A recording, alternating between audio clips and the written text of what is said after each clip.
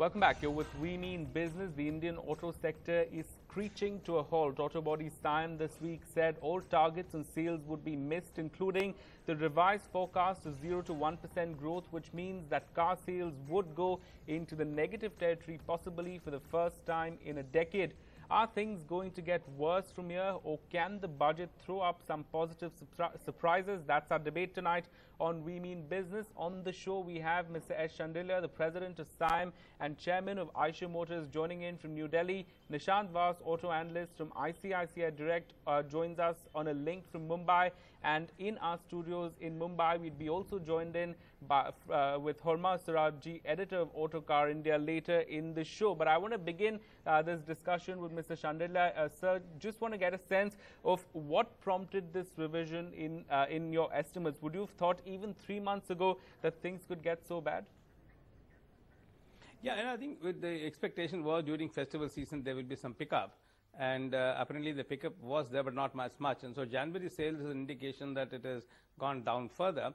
I think it's also always well look at it from the IIP figures of December that we got, and I think it was negative in all the consumer goods, consumer durables and everything, except for electricity and basic goods. Everywhere else there was negative, which means that if December IIP figures in terms of production is down, that means in November the sales have not been as per expectations, and therefore there is some stock corrections taking place. That's the only inference we can make, and I don't have any detailed analysis, but the inference is that the November sales have not been as per expectations. So given that, and the overall economy not growing and still hovering around 5.5%, I think as they expected 6.2% and earlier much higher, I think it doesn't augur well from the industry perspective. However, the utility vehicles have stood up pretty well, and you should look at it from a passenger segment total. Utility and cars put together, there's been a single-digit growth. Yes, the cars, passenger cars per se is a negative growth.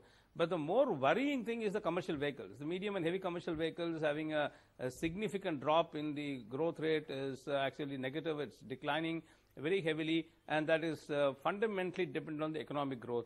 So what we're expecting is that some boost must be given. The budget must be growth oriented. It's extremely important that we get some stimulus packages in the budget announced, so that the year 2013-14 doesn't become like the 2012-13, which has been extremely bad beyond all our expectations, because we thought there could be some pickup. It has not happened. Right. So, but, does this mean that we're approaching a scenario of degrowth or negative growth? I mean, what are going to be the indications? I know you'll be putting out your revised estimates after March, I think. But, if you have any advanced estimates on what would happen?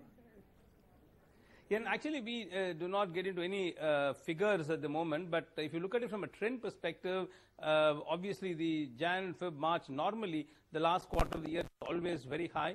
But the January figures is any indication the trend is not comfortable at all as far as the cars are concerned.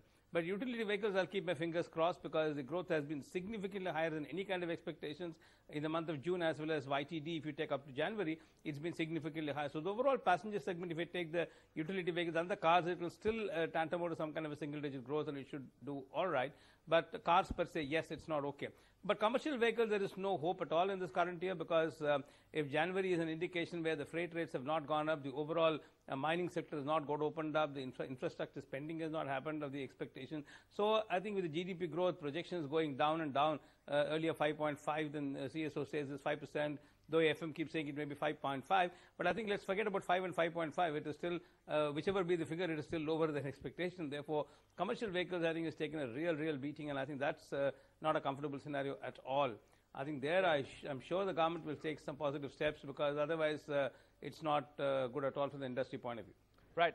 Would you agree with that, Nishant? Because and is it really important to stimulate the NCHV sector, because that's also reflective of what's happening on the ground with industry?